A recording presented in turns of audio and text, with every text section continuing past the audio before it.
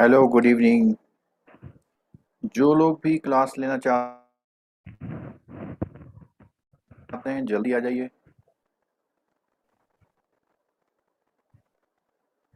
आज हम कवर करेंगे रिटेल की यूनिट नंबर थर्ड।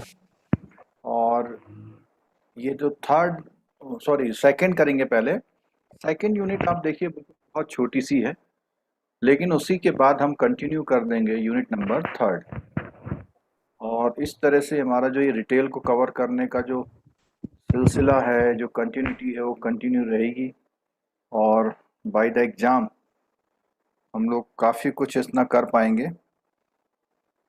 जो एग्ज़ाम जब आप एग्ज़ाम में बैठेंगे तो कुछ क्वेश्चंस आएंगे तो उन्हें समझ पाएंगे कि क्या क्वेश्चंस हैं। वो एटलीस्ट इतना तो कर ही सकते हैं आप।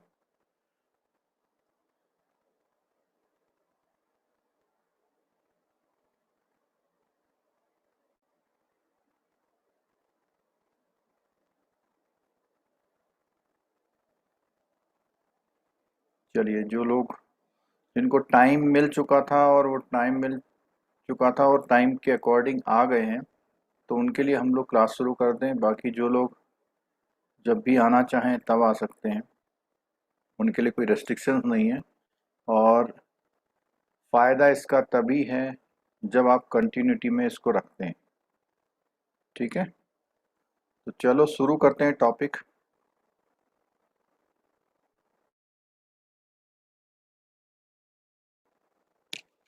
कल जब तक जो टॉपिक थे थोड़ा बेसिक टॉपिक थे, और उसमें रिटेल बैंकिंग क्या होती है उसके बारे में बताया।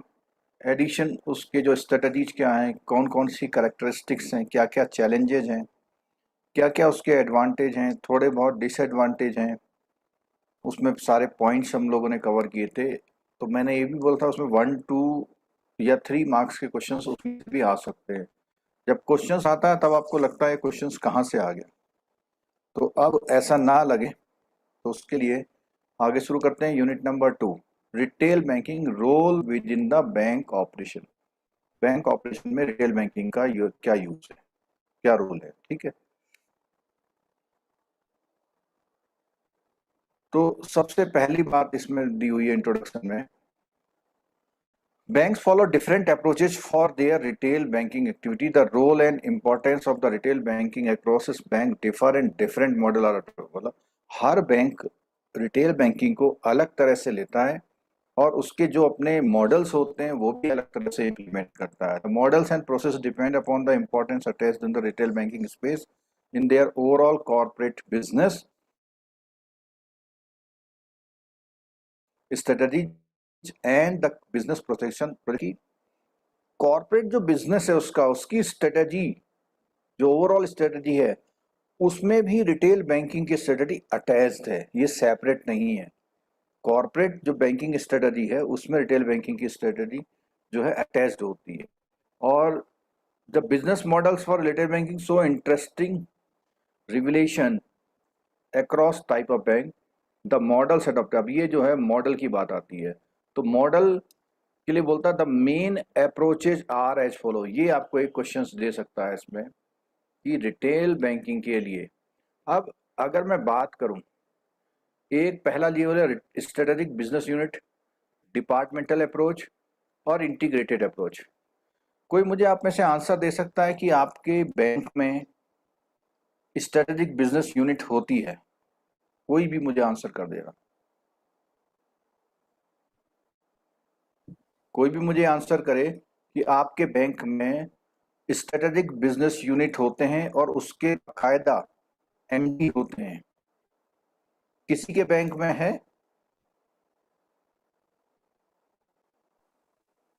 यूट्यूब वाले आंसर करिए अगर कर सकते हैं तो।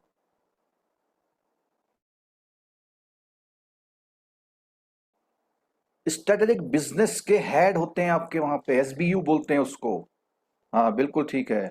ये जो जील कांता वाला जी ने आंसर दिया, एसबीआई, बिल्कुल ठीक कह रहे हैं। एसबीआई में ही मैंने सुना था एसबीयू के एमडी होते हैं। तो अब एसबी स्ट्रेटेजिक बिजनेस यूनिट के एमडी हो गए। तो यहाँ पे पहली वाली बात बिल्कुल एट पार हो गई कि हाँ ठीक ऐसा होता है। दूसरा बोला उसने डिपार्टमेंटल अप्रोच, और तीसरा बोला integrated approach, part of overall business plan. तो ये जो क्वेश्चन है आपके, ये क्वेश्चन आएगा तो जो अभी है वही इसका आंसर कर पाएंगे। Business models for retail banking, so interesting revelation across type bank, the models adopted by the bank vary, vary का मतलब अलग अलग हो सकते हैं among the public sector, private sector, Fortune. The main approach तीन चीजें। अब एसबीओ की बात करते हैं। देखो एसबीओ में क्या उन्होंने बोला हुआ है, SBO approaches aim at dividing the business on line of strategic business units. SBO are autonomous division, means उसको फुल लिबर्टी देती है कि भाई तुम इस डिवीजन को खुद चलाओगे आप, ठीक है। Small enough to be flexible and large enough to exercise control over most of the factor affecting its long term performance. मतलब पूरी ऑटोनोमी दे रखी है, इतना स्मॉल है कि फ्लेक्सिबल है, एक क्वेश्चन। दूसरा इतना लार्ज है कि आप उससे क्या कर सकते हैं, अपने लॉन्ग टर्म परफॉर्मेंस के जो फैक्टर अफेक्टिंग कर रहे हैं उन पर कंट्रोल कर सकते हैं। SBO can be defined as profit center which focuses on the product offering and market segment। एक तो प्रोडक्ट को ऑफर करना और मार्केट सेगमेंट, इन दो पॉइंटों पे फोकस करती है। And SBU can be a business unit of a large corporation और it can be a business in itself. अब देखो इसमें एक बात बोलिए कि जो ये एसबीयू यूनिट है एक बिजनेस यूनिट की तरह काम कर सकती है या अपने आप में एसबीयू एक बिजनेस की तरह काम। As per the research study on the models followed by the about 10 banks comprising of public-private sector foreign bank, the SBU approach is adopted by one of the top 5 public sector bank based in Mumbai and their business model is in alignment with private sector banks and foreign banks। तो जो मैंने अभी SBI का जो आपने लोगों ने answer दिया था वही इसका एक आंसर यहाँ पर आ गया है कि एसबीआई भी उसमें शामिल है, top 5 public sector bank.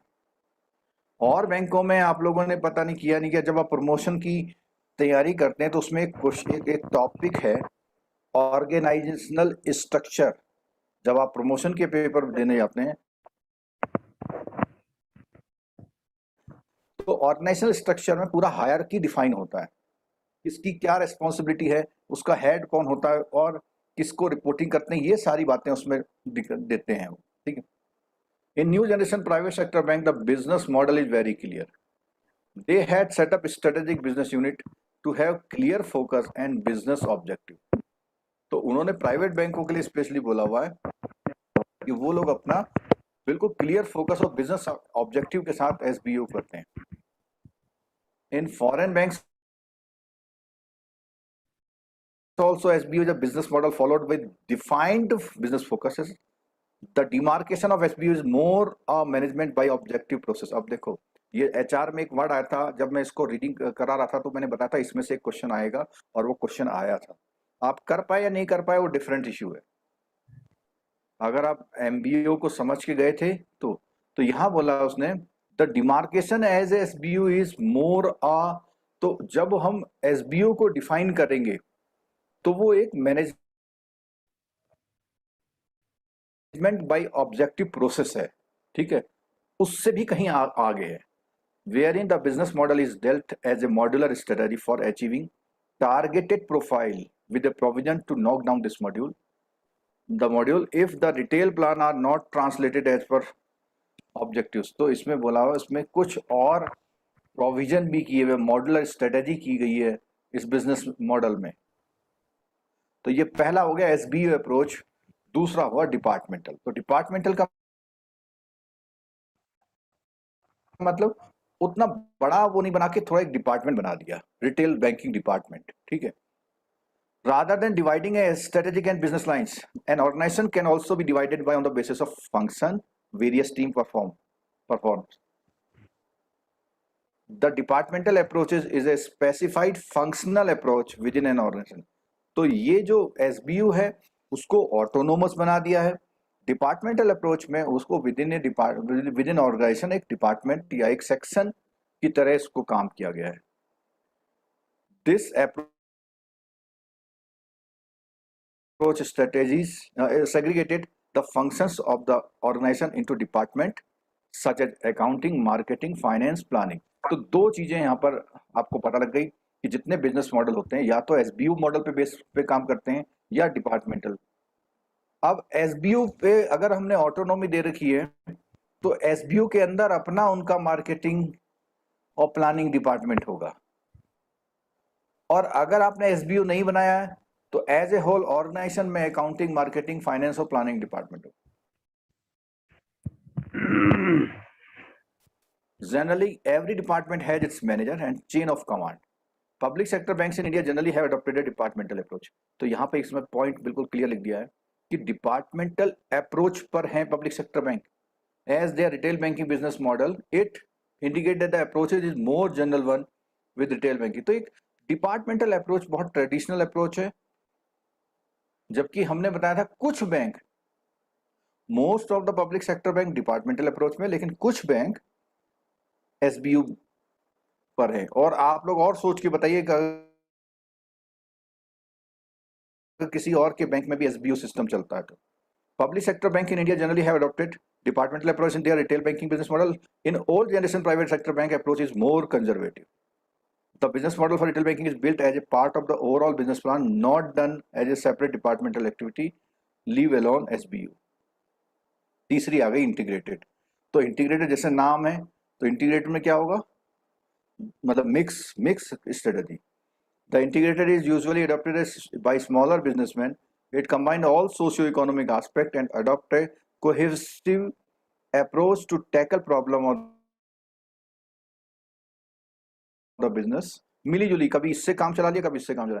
It is assumed that the having an unified business would reduce risk, increase profitability through a scalar rather than having separate. तो वो लोग क्या करते हैं, इसको यूनिफाइड बिजनेस की तरह ट्रीट करते हैं, इससे उनका रिस्क रिड्यूस होता है और प्रॉफिटेबिलिटी इंक्रीज होती है। ठीक है। If we go further deep into the models retail banking followed by the bank with regard to the product, process, delivery channel, technology, etc. The real depth of the retail banking, the relevance of the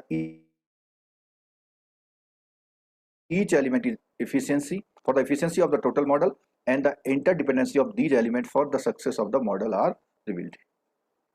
अब business model के बारे में कुछ theoretical बातें हैं। देखो, ये जो जितना अभी हमने पैराग्राफ पढ़ा, या तो आपने रीडिंग से पढ़ेंगे, और अगर नहीं पढ़ा है तो इसमें जरूर आपके दिमाग में आ रहा होगा कि भाई कोई भी बैंक जो है रिटेल बैंकिंग के बिजनेस को ग्रोथ करने के लिए किस तरह काम करता है। तो उसने 3 अप्रोचेज यूज करी हुई हैं। पहली एसबीयू जो मॉडल जो होता है, दूसरा है डिपार्टमेंटल, और तीसरा है इंटीग्रेटेड। तो बहुत छोटे जो बिजनेसमैन होते हैं या वो इंटीग्रेटेड से काम करते हैं, और जो बड़े ऑर्गेनाइजेशन होते हैं वो कुछ डिपार्टमेंटल अप्रोच से जाते हैं और कुछ एसबीयू अप्रोच से जाते हैं। बहुत कम बैंक ऐसे हैं जो एसबीयू अप्रोच से जाते हैं। ठीक है। Business model, bank generally structure their retail banking model mainly on a positioning platform. अब पोजिशनिंग क्या होता है, कोई बता सकता है पोजिशनिंग क्या होता है?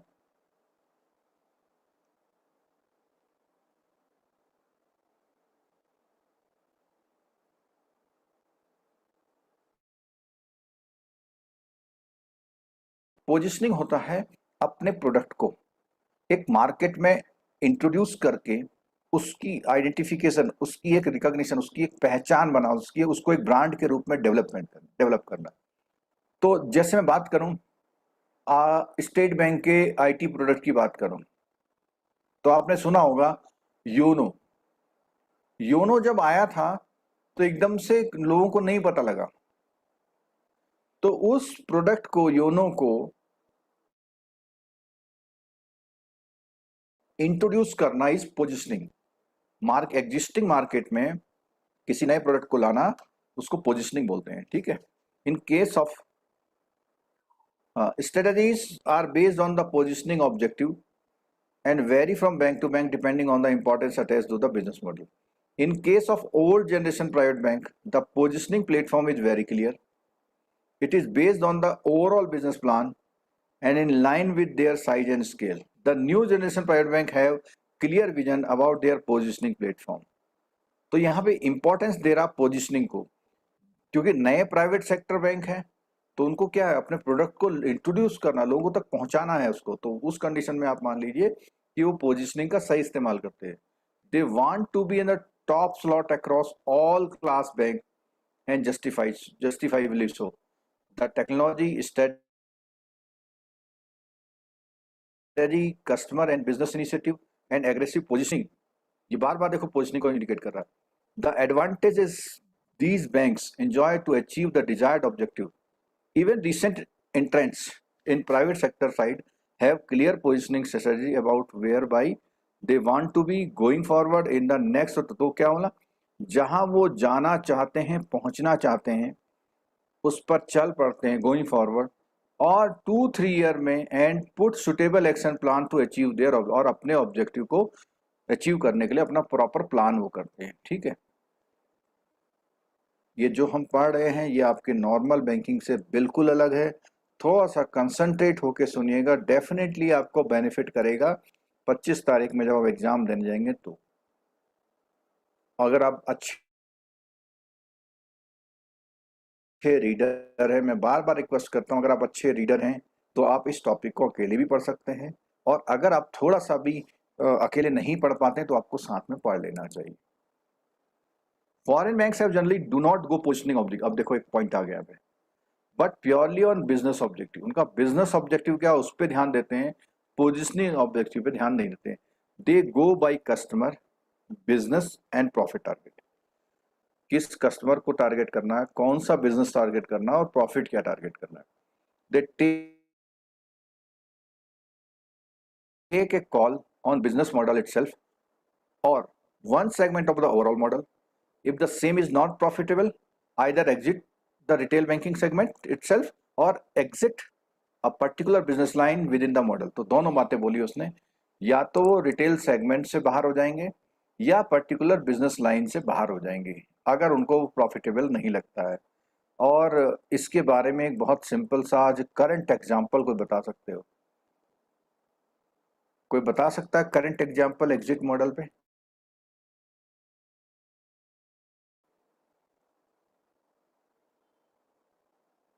ऋषि नाथ जी ने आंसर दिया है, where we position it in the mind of customer.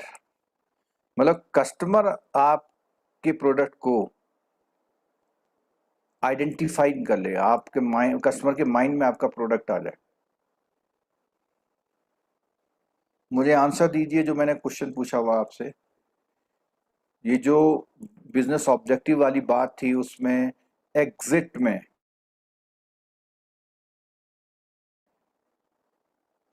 कौन सा सटीक एग्जांपल आप दे सकते हैं? ठीक है, वेरी गुड, सिटी भी है, पर वो सिटी जो है रिसेंट एग्जांपल में से नहीं है. बिल्कुल ठीक, अब आया ना आंसर, फोर्ड कार्स. ठीक है, और सिटी का एग्जांपल पुराना है. और अगर आपने नाम सुना हो कि एबीएन एमरो बैंक होता था, तो वो उसने भी रिटेल के लिए बहुत कोशिश करी लेकिन वो बाहर चला गया, एग्जिट कर गया वो. ठीक है, अब जैसे सिटी बैंक है, सिटी जो है रिटेल बैंक में ना हो करके अब होलसेल बैंकिंग या इंटरनेशनल बैंकिंग या यूनिवर्सल बैंकिंग पे काम कर रहा है. ठीक है, चलो लोग मतलब समझ रहे हैं मैं क्या बताना चाह रहा हूँ. ठीक है, द क्लासिक एग्जाम्पल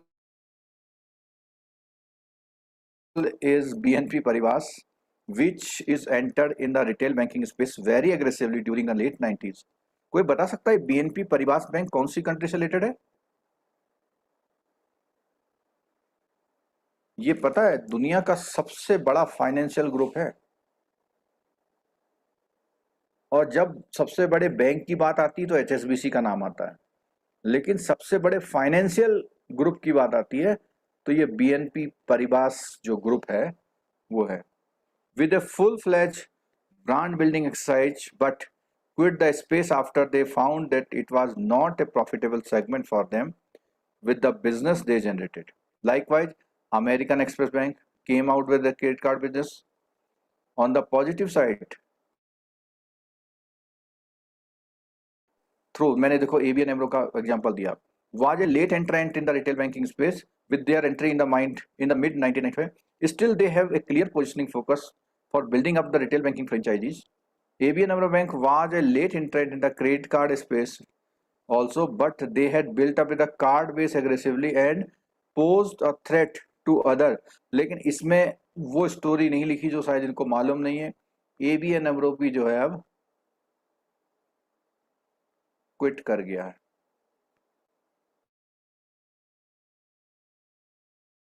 ठीक है, एबीएन अमरो ने पहले RBS, royal bank of Scotland को अपना बिजनेस दिया था, उसके बाद ही निकल गया था। ठीक है, क्वेश्चन आंसर में देख लेते हैं। हाँ जी, पहला क्वेश्चन बताइए। फर्स्ट क्वेश्चन का आंसर ध्यान से पढ़िएगा, जो हम लोगों ने पढ़ा है क्या आप उससे एग्री हो पा रहे हैं या नहीं हो पा रहे हैं। बहुत सिंपल सी लैंग्वेज में हमने इस टॉपिक को पढ़ा कि बिजनेस में कैसे करते हैं।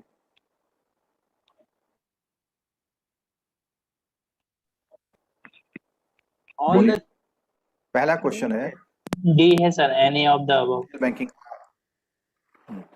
तो आज आपको इतनी तो खुशी होगी कि चलो हमने ये क्वेश्चन तो आ जाएगा, हम सही करके आएंगे। Strategy business unit departmental analysis. दूसरा वाला, foreign banks cited in the topic which entered in retail banking activities when not able to achieve their objective। क्या करते हैं वो, पढ़ लिया हमने ये भी। moved out of the Moved business. out from Move out. business। Moved out of ठीक out है, of the bank. चलो third, the suitability of a business model और approach of a bank depends upon corporate strategy, business objective, business mix. ये भी हमने पढ़ लिया था। all of the above. All of the, देखो हमने एक बात पढ़ी थी कि जो कॉर्पोरेट स्ट्रेटेजी अलग चीज होती है और बिजनेस ऑब्जेक्टिव अलग होते हैं। ठीक है, और ये है बिजनेस मिक्स, तो सभी लोग कर रहे हैं। बिजनेस मिक्स मतलब कोई भी कॉर्पोरेट आजकल एक बिजनेस पे काम नहीं कर रहा। आपने देखा कि मिक्सिंग ऑफ एक्टिविटीज चला रहे हैं सब लोग। ठीक है, तो इसका आंसर हो जाएगा all of the above. Business model for retail banking are being drawn based on various aspects. In this context, which one of the following aspect is incorrect?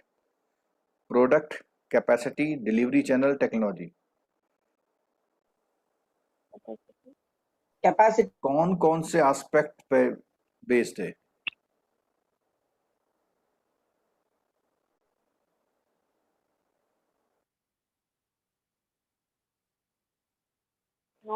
देखो ये डिलीवरी और टेक्नोलॉजी तो मेन चीजें हैं। Product और capacity में से पर किसको नहीं आउट है, करोगे? कैपेसिटी पर नहीं है सर। Capacity. देखो बिजनेस मॉडल हमेशा इस पर कंसंट्रेट तो करता है, प्रोडक्ट पे कंसंट्रेट करता है, कैपेसिटी पर कोई इसका रिलेशन नहीं है। किस चीज का बात कर रहे हैं? Business model of retail banking are being drawn based on the, drawn का मतलब बनाए जाते हैं, वेरियस एस्पेक्ट। किस प्रोडक्ट के लिए बनाना है, कैसे डिलीवरी चैनल होगा, कौन सी टेक्नोलॉजी यूज करेंगे। ठीक है, तो इस तरह से ये वाला टॉपिक हमारा पूरा हो गया। अब हम आते हैं नेक्स्ट टॉपिक पर। मैंने आज शुरू में बता दिया था, हम जो है 2 शुरू करेंगे। 2 छोटा है, लेकिन हम लोग अगले वाले टॉपिक को भी जितना कर पाएंगे आज करेंगे, अगर रिमेनिंग रहेगा तो कल करेंगे।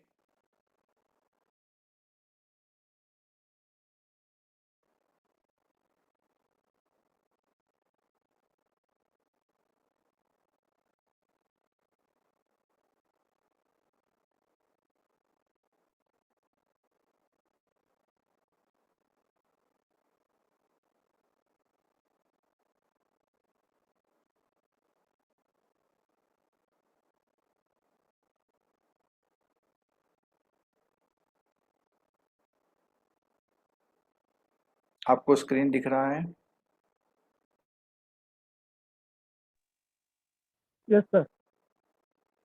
अच्छा, साउंड कंटिन्यू आ रही है, साउंड ब्रेक होके आ रही है?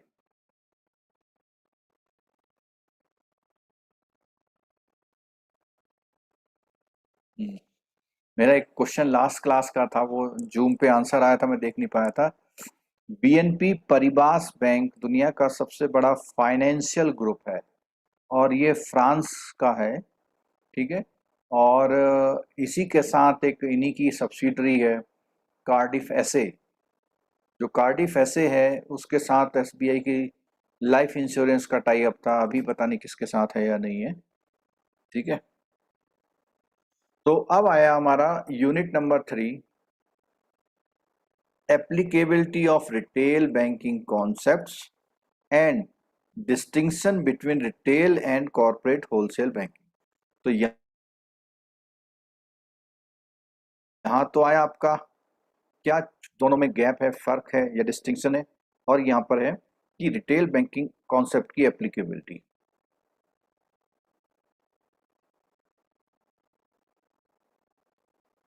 Various concept of retail banking, तो इसके ऑब्जेक्टिव ये हैं कि रिटेल बैंकिंग के concept, business process structure, business approach in retail banking, product model in retail banking, product development retail banking, distinction. इसमें से कम 2 मार्क्स के क्वेश्चंस आपके एग्जाम में आएंगे, खासकर से प्रोडक्ट डेवलपमेंट वाले में से, कि प्रोडक्ट डेवलपमेंट की स्टेजेस क्या क्या होती हैं, इस तरह का क्वेश्चन आएगा आपके में से। ठीक है, आप लोग रिटेल बैंकिंग को क्या समझते हो? सेविंग बैंक, करंट अकाउंट समझते हो, term loan, housing loan, education loan समझते हो। लेकिन ये जो आपके सिलेबस में है, रिटेल बैंकिंग का core concept, business model, marketing, supportive product, ठीक है, ये सारी चीजें इसमें इंक्लूड होती हैं। इवन डिफरेंट थ्योरीज क्या है मार्केटिंग की, वो भी इसमें इंक्लूड होती है। चलिए आगे देखते हैं। Retail banking is a business model is adopted by all the bank in India account of multiple comfort factor bank. क्या क्या है, क्या अब क्वेश्चन आएगा, कंफर्ट फैक्टर क्या है?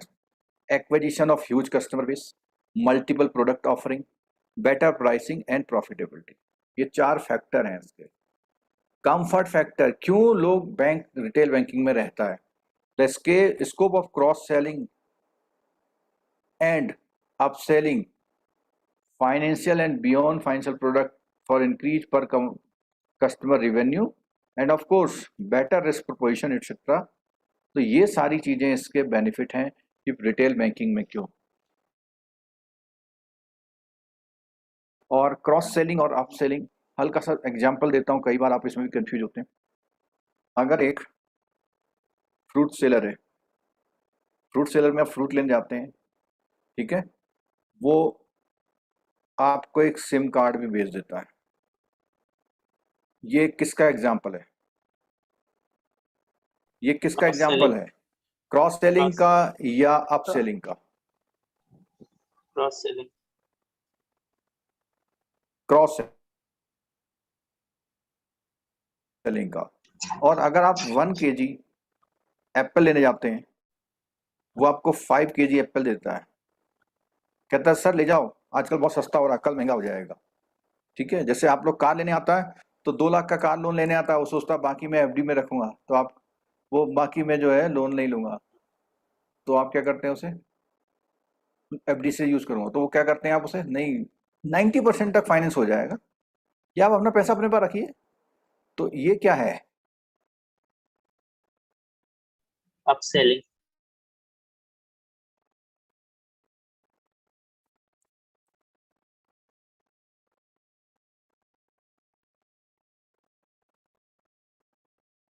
अप सेलिंग है, क्योंकि वो कार लोन तो लेने आया था आपसे। तो ये वाला एग्जांपल जो है आपका क्रॉस सेलिंग का है, और ये वाला अप सेलिंग का है। तो वो कह रहा है कि यही एक ऐसा रिटेल सेगमेंट है जिसमें क्रॉस सेलिंग अप सेलिंग दोनों बेटर हो जाती है। ठीक है, with a changing paradigm of technology as the driver for retail explosion। अब यहाँ पे पैराडाइम ऑफ टेक्नोलॉजी का मतलब होता है कि बहुत ड्रास्टिकली चेंज होना किस चीज का, मतलब कहते हैं ना, एक युग बदल गया। ठीक है, पैराडाइम शिफ्ट हो गया। Driver for retail banking explosion, banks are embracing different strategy by redesigning their conventional business laws, re-engineering existing products, and inventing products, services, channels, relationship to increase the shape of the customer wallet। तो ये भी आपका एक question बनता है यहाँ पे different strategies के बारे में, कि डिफरेंट स्ट्रेटजी कौन कौन सी अडेप्ट करता है। अपने जो कन्वेंशनल बिजनेस लॉस हैं उनको रीडिजाइन करना, री इंजीनियरिंग करना है अपने एग्जिस्टिंग प्रोडक्ट की, प्रोडक्ट को इन्वेंट करना, सर्विस देना, ये सब चीजें इसमें आती है। The unit deals with the various business process structure, product model, business approach, retail liability product, retail asset product, etc. in detail. Applicability of retail banking concept. Applicability of retail banking concept. Retail banking as a concept has a number of elements which individually and collectively contribute to the success of the segment.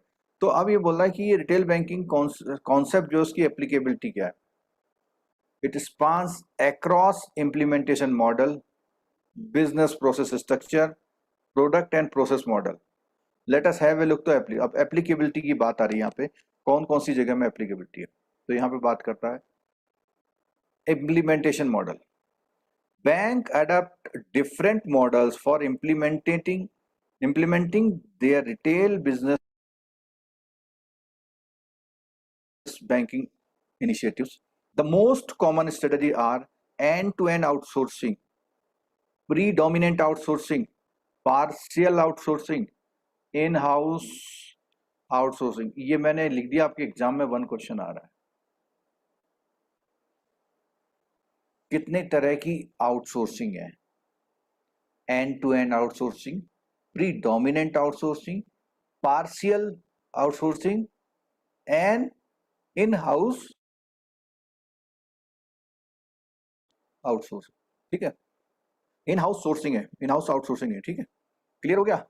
तो in house sourcing है आपके अपने staff से लेकर के, partial में कुछ बाहर से कुछ अंदर है, प्रीडोमिनेंट में बोला उसने मतलब वो आउटसोर्सिंग ज्यादा है उसमें वो डोमिनेंट हो रही है, और एंड टू एंड आउटसोर्सिंग. तो ये जो है कॉमन स्ट्रेटजीज हैं.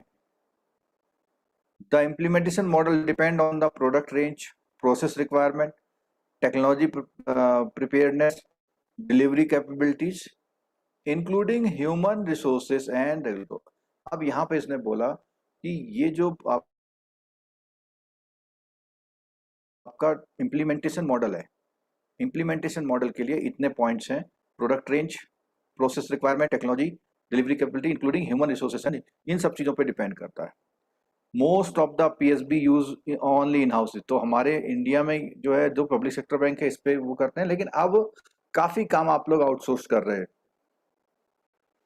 ठीक है, only for some activity like ATM, credit card, debit card issue, इस चीज़ों पे आप लोग क्या करते हैं, क्योंकि आपको lack of in house facility, इसलिए आप लोग बाहर से आउटसोर्स कर रहे हैं. ठीक है, regulatory prescriptions are one of the major determinant of the. तो जो हमारे आरबीआई की गाइडलाइन है उनकी वजह से भी हम लोग जो है जो आउटसोर्सिंग वाला है, वो आउटसोर्सिंग का जो भी हमें डिसाइड करना है वो डिपेंड करता है कि हमारी रेगुलेटरी क्या कहती है, उसके अकॉर्डिंग हम डिसाइड करते हैं. ठीक है. In case of old private sector bank also, the activities are carried out through in-house resources only. In case of new generation private sector bank, the model is a balanced mix of outsourcing and in-house. अब बोलता है यहाँ पे आ रहा, देखो mix की बात आ रही है. न्यू जनरेशन वाले में इन हाउस और आउटसोर्सिंग दोनों कर रहे हैं, through a little squid towards the outsourcing. अब यहाँ पे ध्यान रखना, ये स्क्वीड का मतलब होता है ये एक तरफ झुका हुआ. तो मेजर पोर्शन एक चीज का है और दूसरा पोर्शन दूसरी चीज का है. ठीक है. In some bank asset side is outsourced where by liability side is not out. तो डिपॉजिट के लिए तो खुद ही काम कर रहे हैं, लेकिन लोन बांटने के लिए उन्होंने बहुत सारे चैनल बना लिए. इन फॉरेन बैंक, तो ये क्वेश्चन आ सकता है आपका कि फॉरेन बैंक कौन से आउटसोर्सिंग पे काम करता है, न्यू जनरेशन कौन से पे करते हैं. मोस्टली आउटसोर्स बेस्ड है जो फॉरेन बैंक है, क्योंकि उनके वहां ब्रांचें भी कम है, सब कुछ कम है, तो सब आउटसोर्स है. To add in some foreign bank both front end back end operation are outsource, and in some banks the back end operation are outsource while in the front end operation like outsourcing HNI clients are done through the captive resources. तो वो जो high HNI को कस्टमरों को लाना है उसके लिए तो खुद काम करते हैं, लेकिन उनके बैक एंड प्रोसेस, जैसे उन्होंने कहा स्टॉक स्टेटमेंट देना है तो दूसरी एजेंसी को दिया, वो प्रिंट करेगी, डिस्पैच करेगी, कंफर्म करेगी, कॉल करेगी, हाँ ठीक है आपको मिल गया, थैंक यू वेरी मच. अब आता है बिजनेस प्रोसेस स्ट्रक्चर. अच्छा, ये जो हम पढ़ रहे थे, हमें क्या था, इम्प्लीमेंटेशन ऑफ मॉडल पढ़ा था. इम्प्लीमेंटेशन मॉडल, ठीक है, कि अपनी स्ट्रेटेजी को इंप्लीमेंट करने के लिए कौन से मॉडल पे काम कर रही हो, ठीक है। अगला है business process structure in business process री इंजीनियरिंग, सुना है आपने, BPR। तो वही BPR का ही दो वर्ड है, business process structure in retail banking. Boston consulting group had conducted a study on the retail banking processes. Boston Consulting Group had conducted a study on the retail banking processes, transforming retail banking processes. तो processes पे, retail banking के process पे इन्होंने क्या transformation हो रही है उस पर स्टडी करी and deduced for 4 broadly defined process model. अब यहां पर भी आपका एक क्वेश्चन बनता है, ये जो मैं ऐसे एक क्वेश्चन लिखता हूं ना, अब JIB वालों से पूछ लेना, क्योंकि फैक्चुअल क्वेश्चन है, समझाने की बात तो कर रहे हैं, बिल्कुल ऐसा ही क्वेश्चन आ जाता है, ठीक है। तो उससे होता क्या, जब आप पढ़ के नहीं जाते हैं तो 100 में से क्वेश्चन तो आप ऐसे निकालते जाते हैं, 80 में पढ़े हुए होते हैं, टफ होते हैं, 20 वो निकालिए, 60 रह जाते हैं भाई। तो क्या बोलता है, these models were defined based on the technology and customer interface capabilities of the bank's study.